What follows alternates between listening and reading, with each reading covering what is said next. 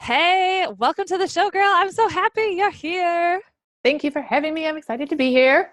Okay, so why don't we just start off by telling us a little bit about yourself for everyone that has no idea who you are? Sure, I am Emily Allen, and I live in Wisconsin, so very far away from you. Yes, very far. um, Mom, wife, I have three kiddos, and I love everything planning. So Okay, that so really probably sets us up for what we're going to talk about today.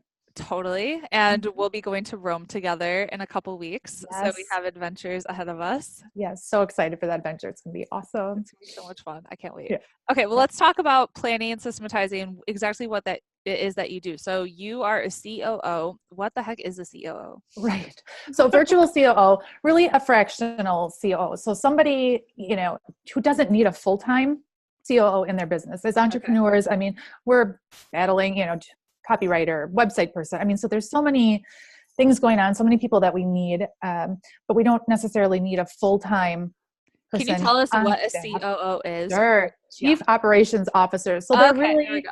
yes, the operations piece of the business. Sometimes you'll see HR under there. Sometimes you'll see financial. I don't touch financial at all.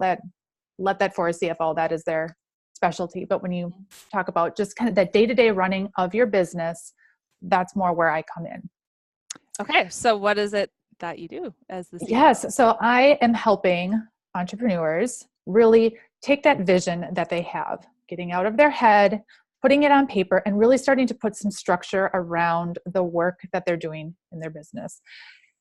I think many of us get to a point, there's so many common frustrations, right? I don't have enough time to do all the things, whatever that might look like. I don't have control over my calendar. I'm in meetings all the time. I don't know how to manage my team. Now I've got so many people, even if they're not employees, you still have all these subcontractors, all these things that I want to do. I have a million ideas and I'm going to do them all yesterday. And once you've reached this certain level of revenue, things just, and you want to scale a little bit more, you might think, how did I get to this point? I mean, it's great. I've got this success, but I don't know if I can repeat it. I don't know, what did I do to get here? So you get to that point where it's like, okay, I need some help putting some structure around the work in the business I'm doing. My background is corporate. I did work, 15 plus years in process improvement and project management. So like I said, I love all things planning and putting things in order. So that's really my zone of genius. So taking all these things that are going on in the entrepreneur's business and say, let's put order to that. So again, we start really with that vision. Where are you today? Where do you want to go? And building a plan to get you there.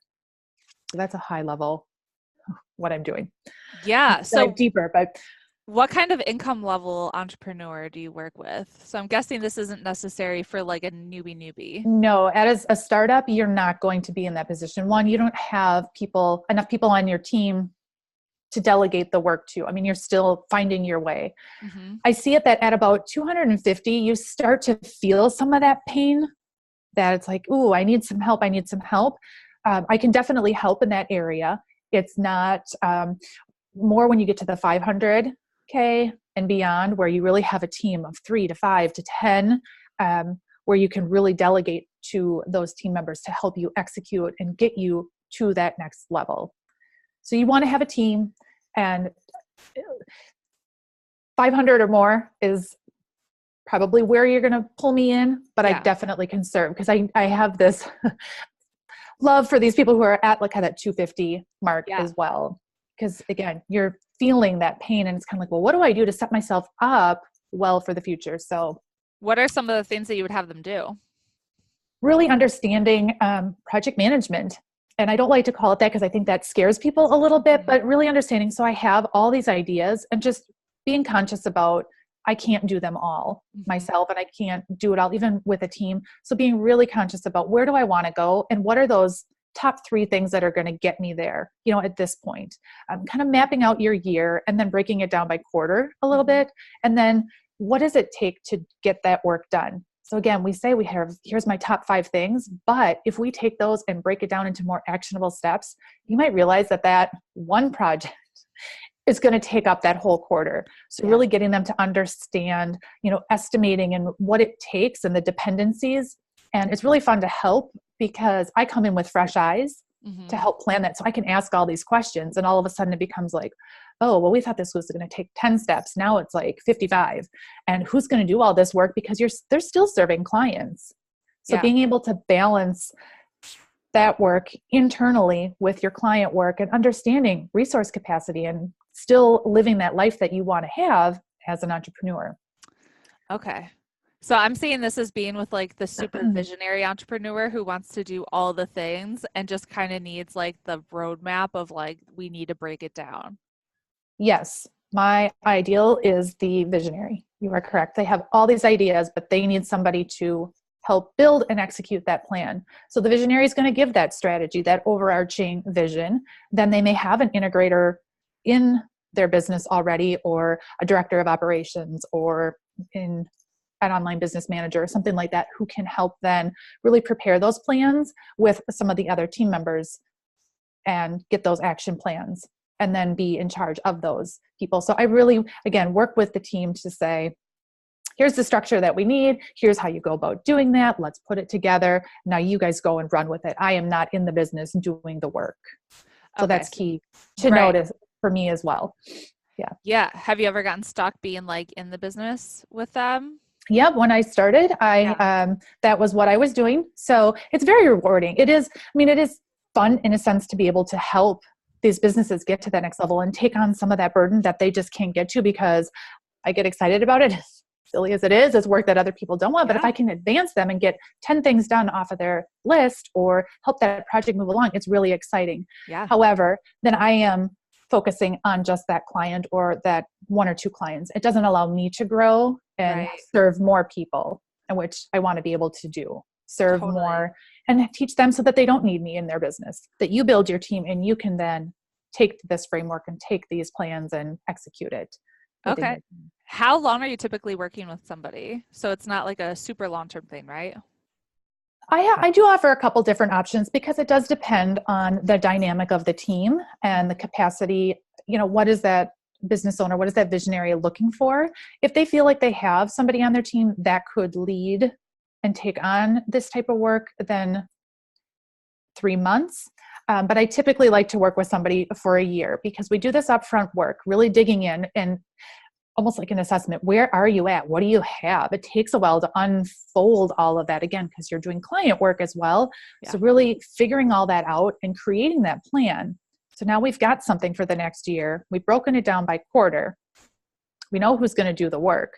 So go ahead and do that work. We've got check-ins. I'm there to support, Mm-hmm. but we're going to continue this process every quarter. Mm-hmm. So getting them into that cadence and showing them how to facilitate this session and really taking the time, stepping away from their office to really let that vision come out and make adjustments. What did we learn in the past 90 days? How are we going to change that going forward? What new technology came out, or what new thing, Because things are how, changing all the time. yes. So even though we look out a year, and I even push them to look out 5 and 10 years just to see, because there's things that we might do in year one that are Yeah. going to feed up into year 5. Mm-hmm. So wanting to make sure we're on track there, but again, allowing us to make adjustments along the way. So I do like to help facilitate those so that they can see. And then at that point, if they're feeling really comfortable, then they are good to do that, because there are a lot of people that do team retreats. So they can incorporate that in. They add on another day. Okay, we'll do our annual planning or the quarterly planning on top of that. Cool. But if somebody would want, me to continue to be their facilitator, yep, I'll just come in each quarter and take care of that with that. So Awesome. it's fun. Mm-hmm. Yeah. What's like a big roadblock that you see most entrepreneurs hit? Ooh, I think there's a couple, but the I big feel one like is all of really, them. yes.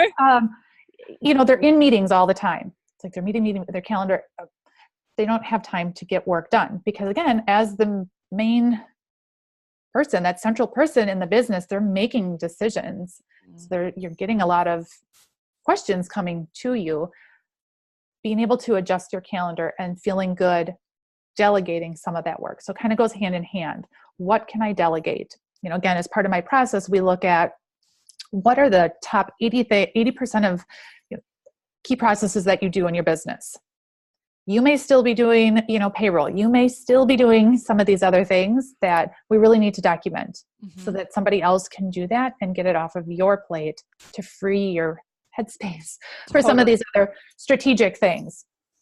So that's Totally. key as well, being able to delegate and freeing up some time in your calendar to actually work on that big project, And I that next big idea, that course. So those would be the two big things.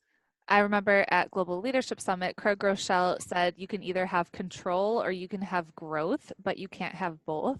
And I think that's like huge. I think a lot of entrepreneurs struggle with that delegation piece because their business is their baby. And they're It like, is it's so hard to be like, but that's not scary for them. exactly the way I wanted it. I wanted it like tweaked a little bit this way or a little change. Do you see your people I have the do. problem too? Yes.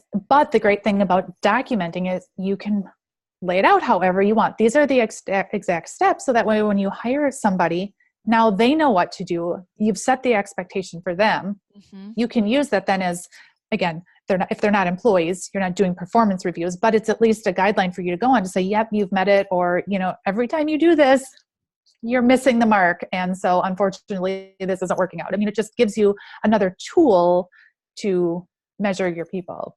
What are some ways that you document? And like, what do you document? Gosh, it ranges. So we different categories. It'll be operations. It'll be systems. Systems are key because they're always changing. And sometimes you have people coming in and out just because there's different opportunities, or maybe somebody within your organization moves to a different role. Mm-hmm. So systems is huge. Can you give us But an example? it could be, schedule ones. It could be anything in Zoom. It could be um, Asana. How do you create new projects and how do you assign? So if you go through your day to day, what do you as Rachel in your role do? What do you as copywriter do? Are there certain things that are just you do every day and you just assume that somebody else would be able to do? But I always say, if I come into your business, I know what to do. Mm-hmm. Now, again, if it's your specialty, that's a little different. But if it's something repeatable, then let's document it. And it can be as simple as a standard form in a Google document. Mm-hmm. It could be something in a spreadsheet. It could be a checklist, just depending on the nature. You could have an onboarding checklist. You could have, it could just be a template for a client success, email or, requesting feedback. Just record a video. Loom. I see a lot in Loom because you can talk and, people can visually see. So it just depends. I've seen organizations using different, and I said it doesn't all have to be the same. This is Right. internal to you. It doesn't have to be perfect. Just get something on paper to get people started. Cool. Have you ever used Process Street? I have not. Oh, that's what we use for all of our processes for my students. So I'll create like a webinar process of like step by step, this is how you run a webinar, or step by step, this is how you do a challenge. And I've loved that because it makes it so easy just to put everything in one spot and then share it so they can duplicate my entire process.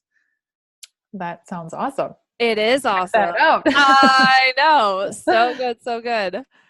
So what's something you would think would be non-negotiable to build a scalable business? The biggest thing is having a plan. You need to have a plan. You really have to understand, where am I at today? And as, I look at my business, where is it that I want to go? Is it that I want to reach a certain revenue? Is it that I want to serve so many clients? What does that really look like? And allow yourself the space and the time to imagine what that is. It's not necessarily something that's just going to maybe come to you quickly. I mean, again, there's companies that spend days on this. So really be clear on that, and then have a team that supports you and somebody to help guide you through, well, how do I take that idea and make it tangible? Because there's a lot of steps in between. Yes. From vision to implementation and getting there. So yeah, definitely having that plan, and also understanding how are we going to measure that. That's something else that I will talk about with my clients as well. So you say you want to have, reach this revenue mark in a year from now. So how are we going to break that down by quarter or by month? How do you measure sales? How do you, track this? What is the best way? And having something then by month that you're tracking that revenue to see, are we on track or not? Because we're not tracking it, it's not really going to do us any good. What you measure, you improve upon. Exactly. I literally track my income every day, and I'll track what sources it's coming from, because that way I can see, like, are we on track? What's happening? Right. And that has been like a huge thing that I implemented almost a year ago, and that's been huge. it's just eye-opening. It's numbers. You're not operating on, well, I feel. Got to move Right. away from the feeling and look at the concrete data that's there to say, yeah, we need to get rid of this course. It's not generating any revenue. Or so all this information then feeds into that next quarterly planning session that Yeah. we do. Well, where are we going to make our adjustments? What do we need to improve upon? What you thought you might need to? Nope, we need to revise this course, or we need to do a webinar, whatever that looks like. And just has all that supporting data to give you what to do next. Have you read the 12-week year? I haven't. Mm-mm. What you're saying reminds me of a lot of I read this book over a year ago, and it helps you break down your vision for a year and have it broken down into 12-week goals. And Yes, so whatever took it you a is. year to do, then you do it in 12 weeks. And then you break it down even further to, okay, what do I need to do this month? What do I need to do this week? And just breaking it down Mhm. to like itty bitty steps. So I'll know to hit my ultimate goal that I want to achieve Yep, this year, today I need to write a blog post because that's like the one thing that I need to do that'll get me closer to that ultimate goal. exactly. And that's what we're doing. We're starting high and then we're breaking it down. But you, Yeah. as the CEO or that visionary, you may not be involved in every step. Just depends on the structure of your organization and who you have in there. Yeah. But that is ultimately where we go. I It's think got to that's be huge broken because down into you the do, nitty like gritty. you do. It's Otherwise, it's so overwhelming, and you're like looking yes, at that huge mountain, and you're like, how the heck am I going to get there? But it's right. literally 2 to 3 small tasks per day when you Hmm. break it down. So if you aren't at Emily's level yet, get the 12-week year, and that'll get you closer. So then you can hire Emily in the future. Um, Right. Or even if yeah, you have a project, though, if you have like, I have one thing I know that I want to accomplish, but I don't know how to get to that end result. I do yeah. offer, like, I will help you plan out because I do love that. Here's your idea, but let's really build that plan so you know what to do. Because I love doing that. So fun. So fun. What are some things you think we need to do to gain more clarity in our businesses? Oh goodness. Allowing yourself to have time to think and to not Yes. be so, like I said before, in the meetings all the time or always answering the questions. As much as, I love to help and I'm not in that integrator director of operations role, but having that person too will help alleviate some of that. Somebody else who can help manage that team. So again, you've got that time and that space to think. Yeah.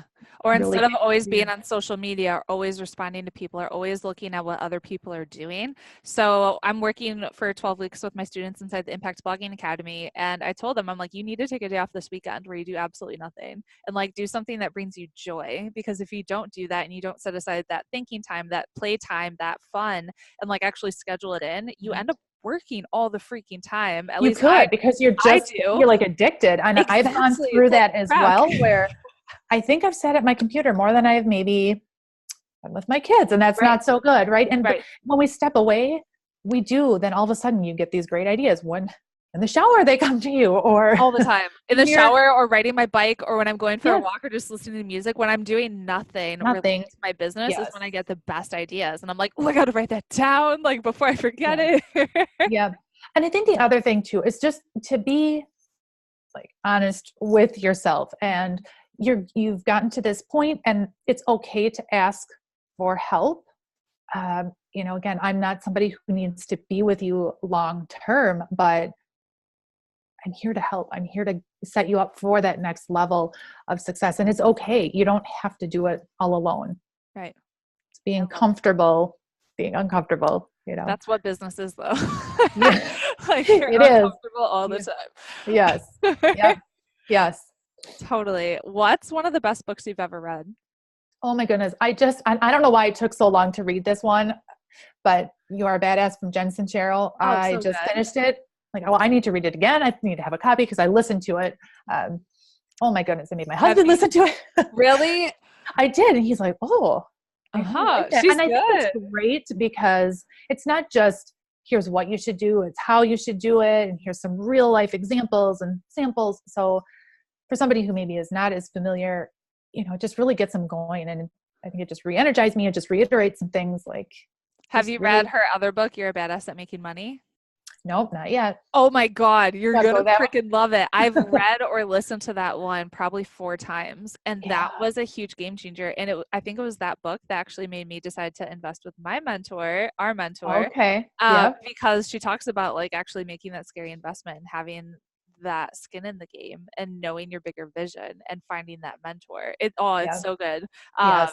so if you liked her first one, you'll really like that one. Yeah. Get the Audible plus a hard copy because you'll want both. It's like she's so Well, easy that's where I'm at. to I know. listen I'm like, well, to. I was wanting to write everything down and Yeah. bookmarking it. And I'm like, oh my goodness, I just need to listen again and go get the book, the hard copy. So now you have a new one. But you're Yeah. gonna love it. Oh my gosh. Yeah.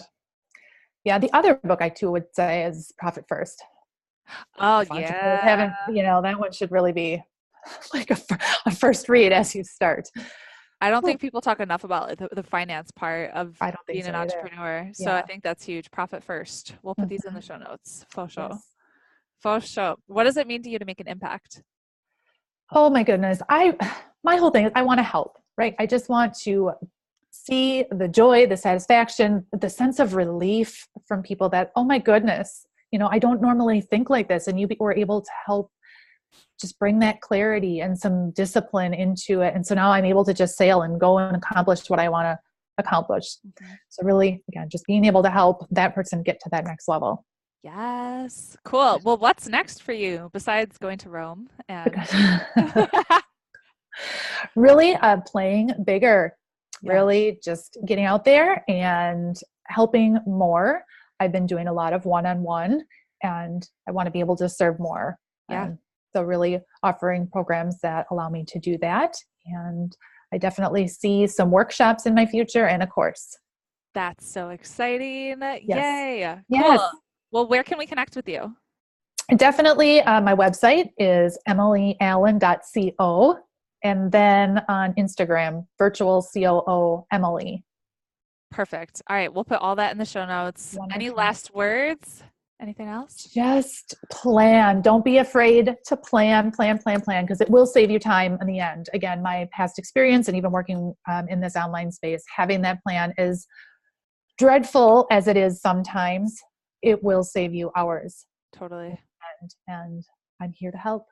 Totally. Well, I appreciate you so much. I'm so just grateful that we've had a chance to get to know each I other know. I and know. have you on the Thank show. you. And I can't wait to see you in a couple weeks and hug Awesome. you and have Wonderful. shenanigans, wine, and gelato in Rome. It's gonna be so much fun. Exactly. Oh, wonderful. Thank you. No problem. Bye. Bye.